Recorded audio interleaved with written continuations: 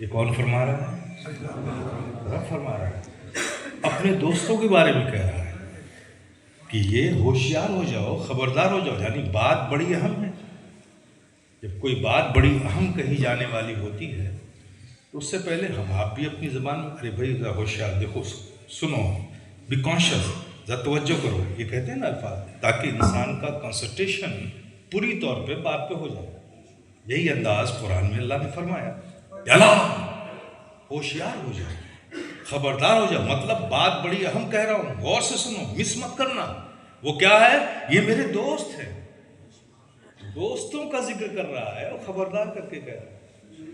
آگے کیا فرما رہا ہے؟ وَلَا خَوْفٌ عَلَيْهِمْ وَلَا هُمْ يَحْزَنُونَ، یہ میرے دوست ہیں جنہیں کوئی خوف نہیں اور کوئی غم نہیں، کوئی خوف نہیں، کوئی غم نہیں۔ تو میرے پیارے، کتنے اہم لوگ ہیں ان کا رب تعارف اس انداز پہ کرا رہا ہے، ہوشیار کر کے کرا رہا ہے، خبردار کر کے کرا رہا ہے، یہ میرے دوست ہیں۔ ان ولیوں کی اہمیت اور فضیلت کیا ہے؟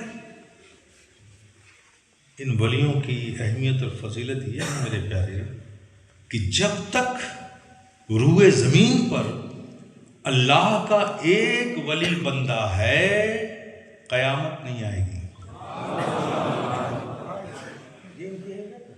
اور ضرورت، ان کی ضرورت، جب تک ایک بھی انسان روئے زمین پر موجود ہے اللہ کے ولیوں کی ضرورت باقی ہے۔ تو جب اللہ پاک ان کا ذکر اس انداز پر کر رہا ہے، اللہ کر کے کہہ رہا ہے، تو ظاہر ہے کہ یہ بڑے اہم لوگ ہوں گے اور اللہ نے بڑے اہم کام کے لیے ان کو روئے زمین پر رکھا ہوگا۔ ان کی اہمیت بھی بڑی ہوگی، ان کا ورک بھی بڑا ہوگا، ان کا رول بھی بڑا ہوگا، ان کی ذمہ داریاں بھی بڑی ہوں گی، تبھی تو اس انداز پہ تعارف کرا رہا ہے۔ جب یہ اہم ہے تو ان کا کام بھی بڑا اہم ہوگا۔ اور فرما کیا رہا ہے؟ وَلَا خَوْفٌ عَلَيْهِمْ وَلَا هُمْ يَحْزَنُونَ، انہیں کوئی خوف نہیں، کوئی غم نہیں۔ یہ بات سمجھ میں آ گئی آپ کی کہ ولیوں کو کوئی خوف نہیں، کوئی غم نہیں؟ اسی قرآن نے ہمیں بتایا کہ یوسف، حضرت موسیٰ ڈرے، قرآن میں ذکر تو نبی کا ڈرنا قرآن میں، یعقوب روئے، نبی کا رونا قرآن میں، ڈرنا بھی نبی میں پایا گیا، اور رونا یہ غم کی نشانی یہ بھی نبیوں میں پائی گئی۔ تو قرآن نے بتایا کہ نبیوں میں خوف بھی ہے، نبیوں میں غم بھی، اور ولیوں میں خوف نہیں، ولیوں میں غم نہیں۔ یہ بات سمجھ میں آ گئی آپ کو؟ تو ولایت افضل ہے کہ نبوت؟ نبوت افضل ہے۔ تو نبیوں میں تو خوف بھی ہے، نبیوں میں تو غم بھی ہے، اور ولیوں کے بارے میں قرآن کیا کہہ رہا ہے؟ انہیں کوئی خوف نہیں، کوئی غم نہیں۔ کیا سمجھے آپ اس سے؟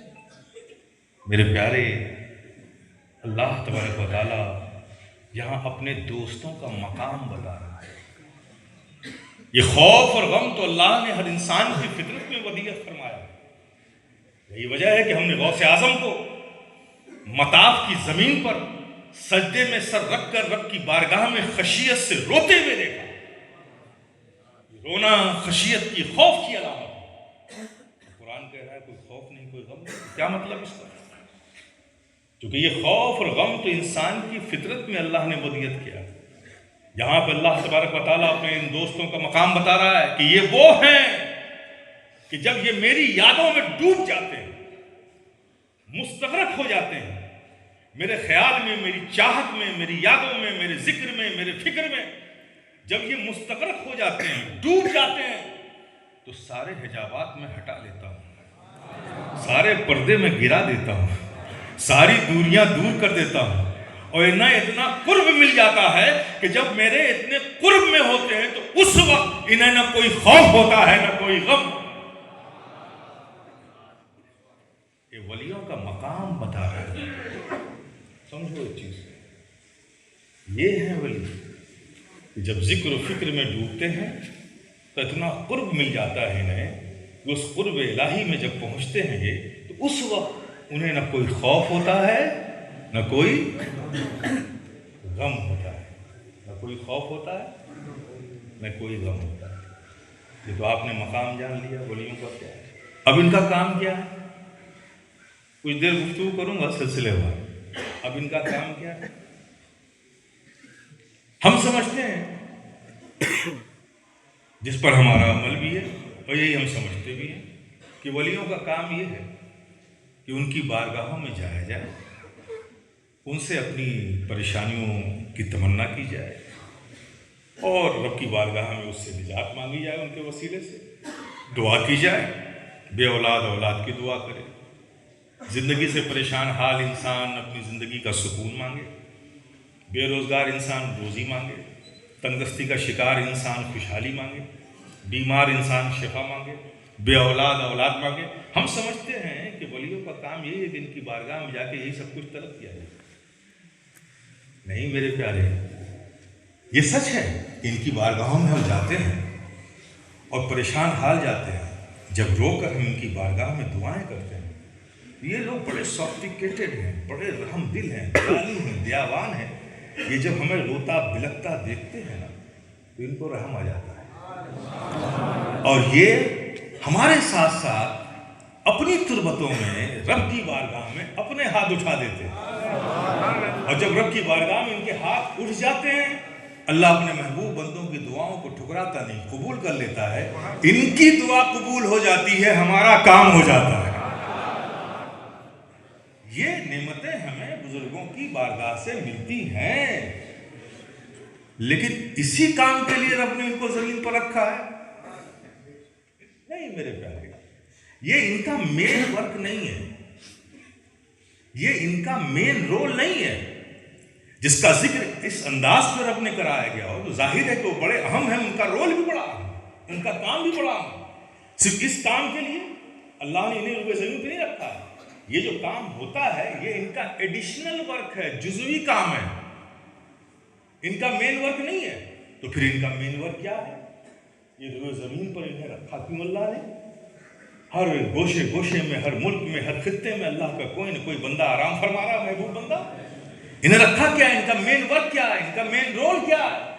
تو ان کا مین رول یہ ہے میرے پیارے کہ جب کسی ایسے حالات میں کہ حالات تشدد کے ہوں، حالات ظلم کے ہوں، حالات آمریت کے ہوں، حالات اجنبیت کے ہوں، حالات غیریت کے ہوں، حالات حاکمیت کے ہوں، حالات تعصبیت کے ہوں، ایسے کسی حالات میں، ظلم کے ماحول میں کوئی مسلمان اسلام کے کسی احکام پر عمل کرنا اپنے لیے ناممکن سمجھنے لگے۔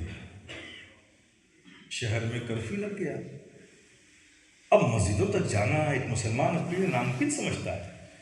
ایسے حالات ہوتے ہیں نا، تو ایسے کسی حالات میں اسلام کے کسی احکام پر ایک مسلمان عمل کرنا جب اپنے لیے ناممکن سمجھنے لگے تو بس پیارے وہیں سے اولیاء کرام کا رول شروع ہو جاتا ہے، وہیں سے ان کا کام شروع ہو جاتا ہے۔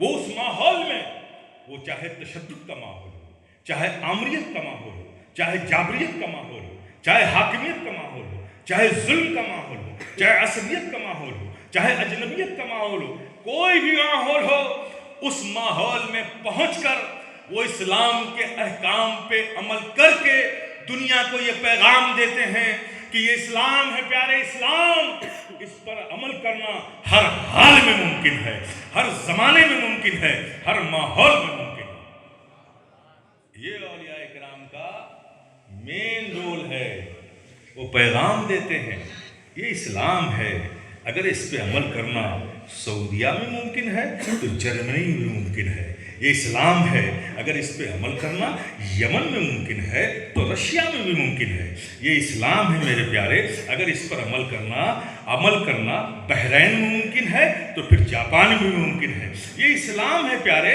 اگر اس پہ عمل کرنا گلف کے کسی اسلامی ملک میں ممکن ہے، ہندوستان میں بھی ممکن ہے، اگر اس پر عمل کرنا مکے کی زمین پر ممکن ہے تو پھر پیارے متھرا میں بھی ممکن ہے. یہ اسلام ہے پیارے اسلام.